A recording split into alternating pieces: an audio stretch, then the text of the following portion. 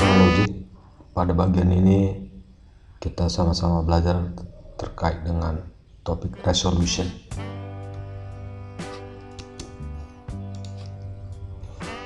Menu-menu pada bagian ini kita akan melihat pertama bagian introduction, kemudian kita akan melihat apa itu conjunctive normal form atau disingkat dengan CNF.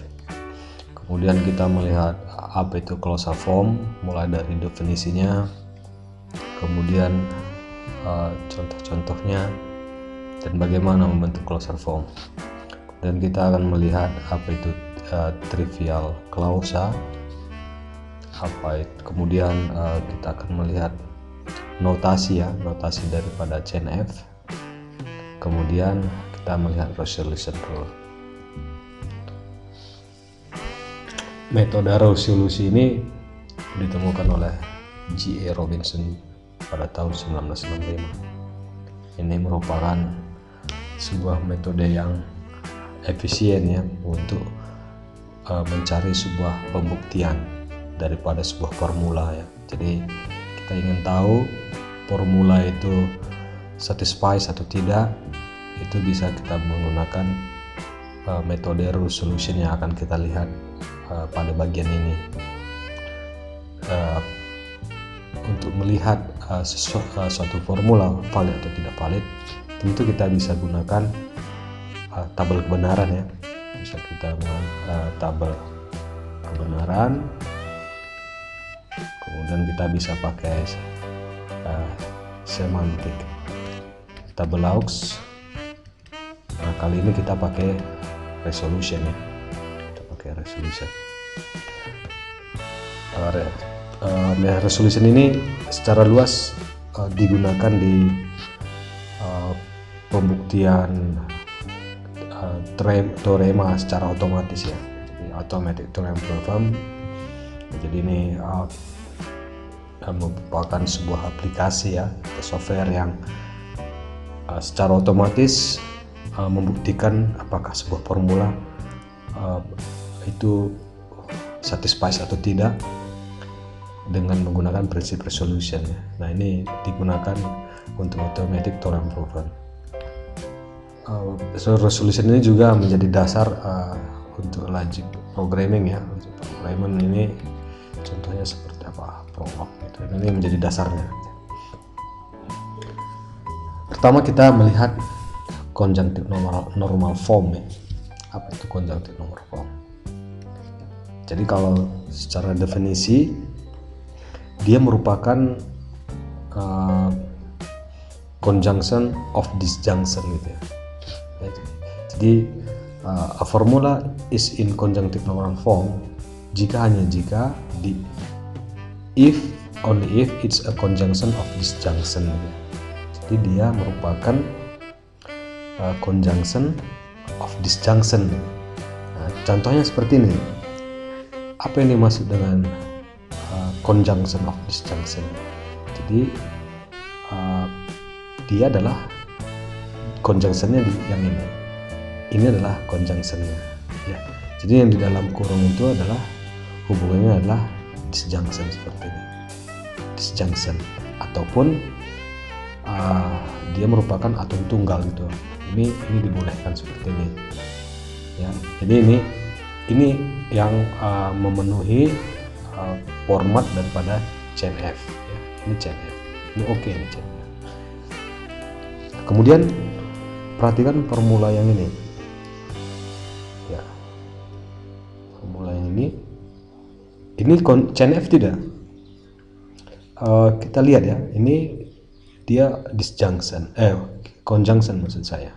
Tetapi di dalam ini ada sesuatu yang conjunction juga, yang seharusnya ini salah. Seharusnya dia bentuknya disjunction gitu. Jadi ini bukan dalam bentuk CNF ya, karena di formula yang ini ya, formula ini dia tidak disjunction yang ini, tapi conjunction itu salah.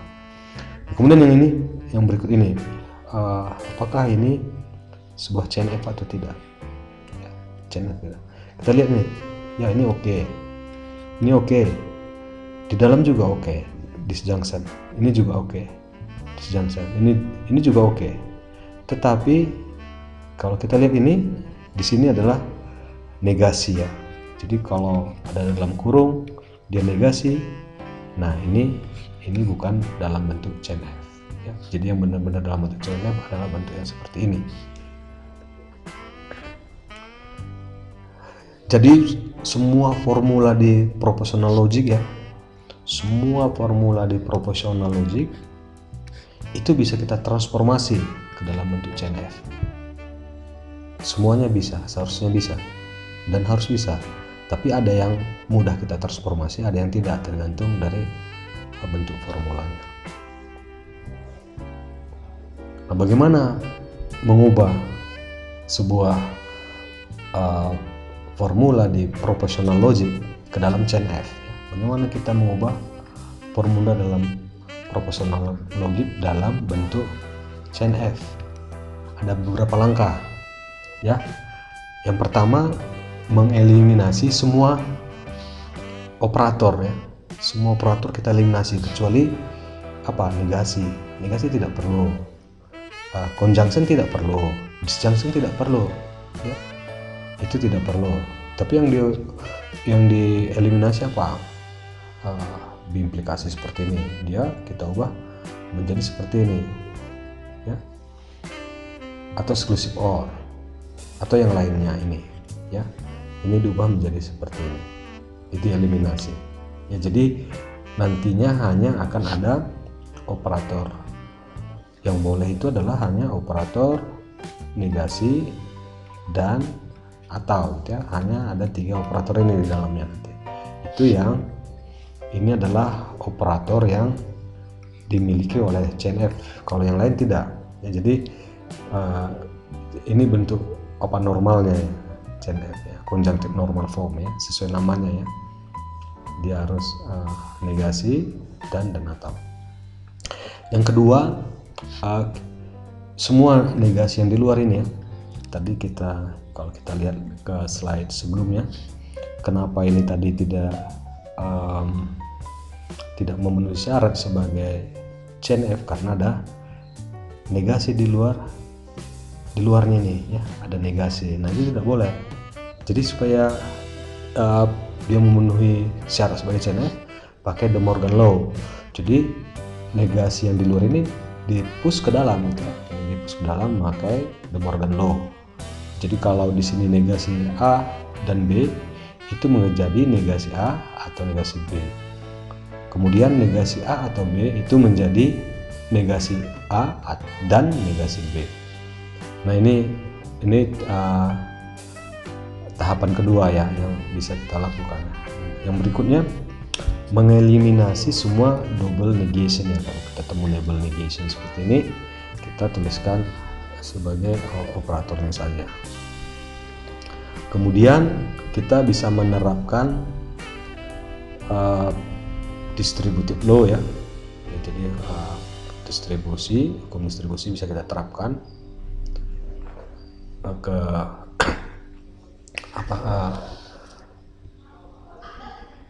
ke dalam formulanya ya. Jadi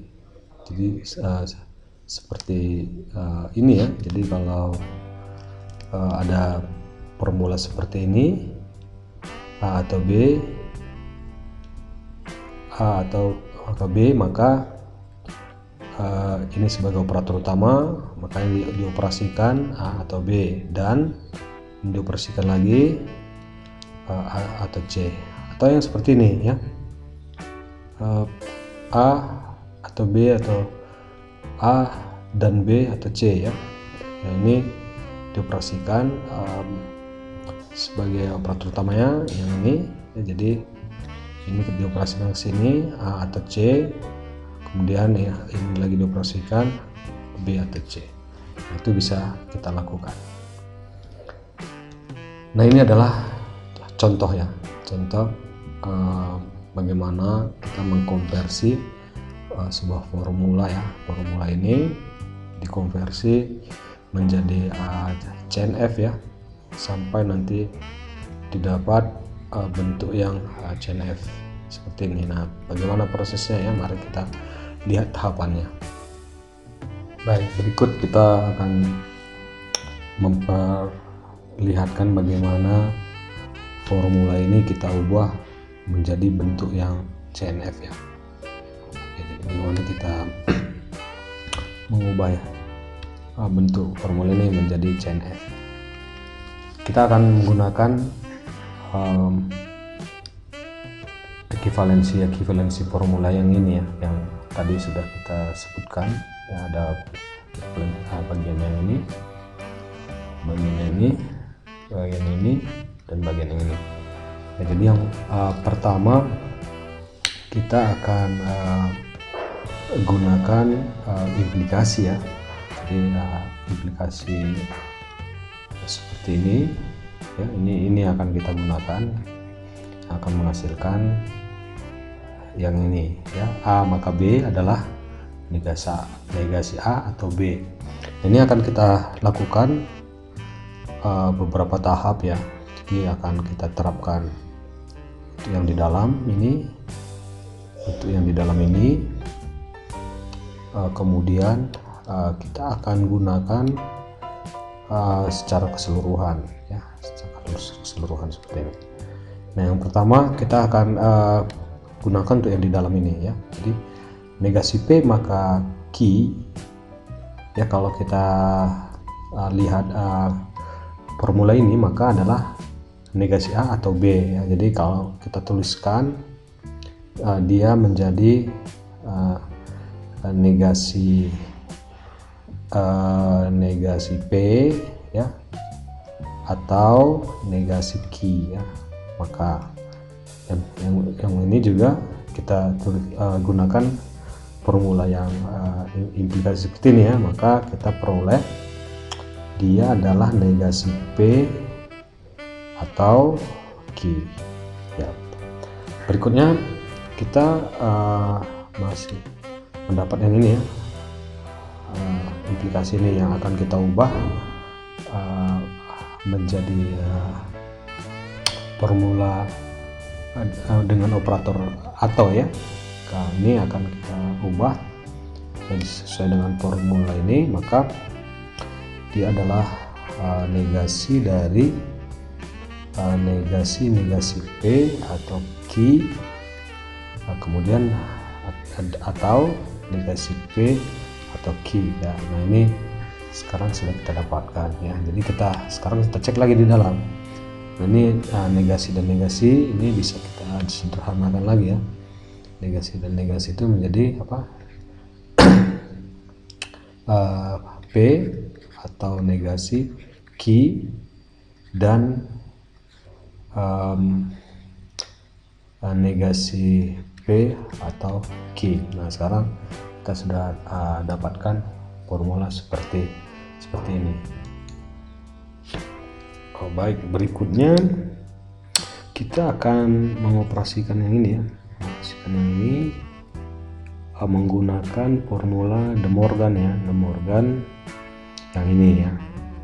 Maka kalau negasi A atau B itu adalah ekuivalen dengan negasi A dan negasi B. Jadi ini kalau ini kita tuliskan, maka kita peroleh dia adalah negasi kita bayangkan ya, negasi P ya, negasi P atau negasi